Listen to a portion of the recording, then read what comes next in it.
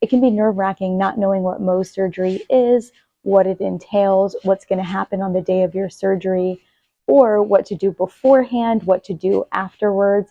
I'm here to break all of that down for you. I'm Dr. Jaye. I'm a board-certified and fellowship-trained Mohs skin cancer surgeon and a board-certified dermatologist. This video is going to be the first in a two-part series. Today we're going to talk about what Mohs surgery is and make sure that you have a good understanding of what it entails when you go into it and what the doctor is going to do on the day of the surgery. The second video in this series is going to talk about what you need to know beforehand and what you need to know after the surgery when it comes to recovery. So make sure you check that video out. Just a heads up, this content is purely educational. Make sure you talk to your doctor about your specifics because medicine is highly individualistic and personalized.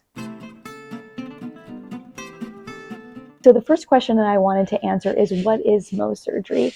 Mohs surgery at its core is a skin cancer removal technique that allows us to remove all of the skin cancer while sparing as much normal tissue as possible. The most common skin cancers that are treated with Mohs surgery are basal cell skin cancers and squamous cell skin cancers. There are other types of skin cancers that are a little bit less common that are treated with Mohs surgery also. The skin cancers that are treated with Mohs surgery are usually done from the neck up, although depending on the type of skin cancer that you have, the situation around it, and the size of it, Mohs surgery can be done on the body also.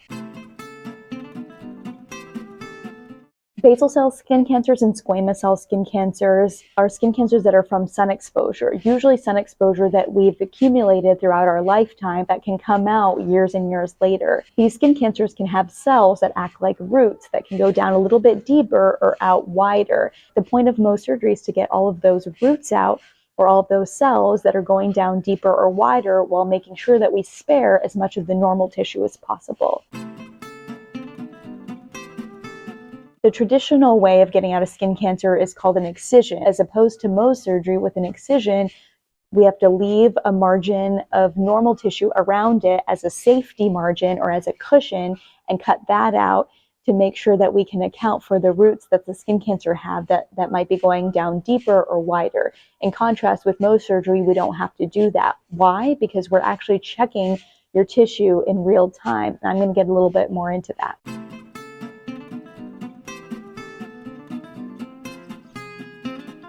Let's get into how Mohs surgery actually works in the day of Mohs surgery. So Mohs surgery is done as an outpatient procedure, usually in an office, in a procedure room. So that means that it's not done in the operating room, it's not done in the hospital.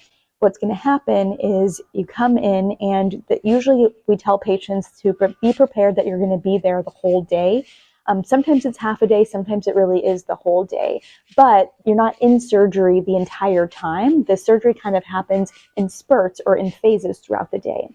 So you come in and the surgery is done under local anesthesia. That means that you're not put out like you are with general anesthesia. So you're awake and you're able to talk during the entire procedure, but you don't feel anything painful. So it's kind of like being at the dentist where the area is numb and you can tell that the doctor's working in that area, but it doesn't feel like anything painful. The first step is the doctor will come in, they'll take a look at your skin cancer, and because they're a dermatologist and a Mohs surgeon, they'll be able to look at it on the outside and tell where the skin cancer is on the outside. They'll circle that and then they'll get it numbed up for you. And that numbing, like I was saying, is lidocaine shots like they do at the dentist. So lidocaine shots are the only part that's a little bit painful.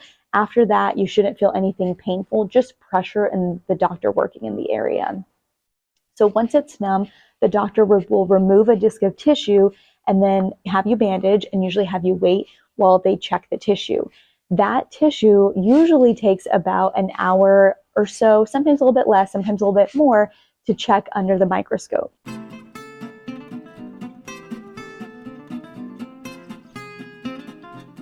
When the Mohs surgeon circles this biopsy site, one of the most common questions that I get when I'm doing this for my patients is, Dr. Jaye, can you even see where this is? It looks so good. Do we even need to do Mohs surgery? Because it doesn't even look like there's anything there. So what happens is when you have this skin cancer originally, it probably looks like a bump or a pimple. And with that biopsy, that bump or that pimple is shaved off, so then it's flat. And then when it heals, it looks really good, almost like there's nothing left. The thing is, though, if you remember, I said that there's microscopic cells that act kind of like roots that can go down deeper or wider. So what that means is that even though it doesn't look like there's anything on the outside, inside within the tissue and within the skin, there can be those cells that are like roots, and that's what we need to make sure that we get out. So even though it looks like everything is gone from the outside, there can still be skin cancer on the inside, and that's what we need to get out. An analogy that I use is an iceberg. So with the biopsy, the part of the iceberg that's above the water is taken off, but there's still iceberg left underneath the water, and that's what Mohs surgery is for. So once it's numb, the Mohs surgeon will cut out a disc of tissue, and then that disc of tissue needs to be checked underneath a microscope for the roots. So that's the process that can take a long time. So usually you're bandaged up and you're waiting during this time, and that can usually take an hour, sometimes a little bit less, sometimes a little bit longer. The actual first round of removal of the skin cancer, where the Mohs surgeon is cutting out that disc of tissue, really only takes about 5 or 10 minutes. The waiting is the part that takes the longest. The reason why it takes a while to check the tissue is because that tissue is being taken to a lab, usually just down the hall in the same clinic, and that tissue is being processed by a histotech. That means that they freeze the tissue, they slice it into super thin slices, and then they stain it and put it on glass slides so that the Mohs surgeon can read it underneath the microscope. If you imagine that disc of tissue that they remove to be like a pizza, everywhere where there's pizza crust is where the Mohs surgeon is able to look to check for roots. So that means all along the periphery and all along the base. And what we're looking for is to make sure that when we look at it underneath the microscope, all of that is normal tissue, meaning that there's no cancer cells. If it's all normal and there's no cancer cells, then that means all the cancer is contained within the cheese and the pizza sauce. And that means all of the cancer is out. After an hour, let's say the Mohs surgeon checks the tissue and they see that there is still some roots. Then they'll come back in and take a little bit more and then have you bandaged up, and then you'll wait a second round, usually for another hour or so, to check that second piece. So that happens as many times as it takes to get all the cancer out, where we take some, check it, take some, check it, till all the skin cancer is out. So now what happens after all the skin cancer is out? At this point, the Mohs surgeon will assess the surgical site and talk to you about the best way to handle the wound. Most of the time that's with stitches. Sometimes certain areas of the head and neck or the legs do really well if we let it heal in naturally without having to put any stitches in it, but the vast majority of the time it needs to be suture closed. Now, a lot of times patients will say, hey, it's on my face. Do I need a plastic surgeon to be able to close it? The fact is, most surgeons are trained in facial reconstruction. That's part of our Mohs surgery fellowship when we get trained to be a Mohs surgeon, is to be able to close these wounds that are located on the face and get really beautiful results. We borrow a lot of the same techniques that plastic surgeons use in order to close these. In some rare cases, if the skin cancer is really large or if it's in an area that's really challenging, we'll partner with either an oculoplastic surgeon or a plastic surgeon that specializes around the eye, or regular plastic surgeon to close the wound, and that's usually done in the operating room setting, but can also be done at their office in a procedure setting if appropriate.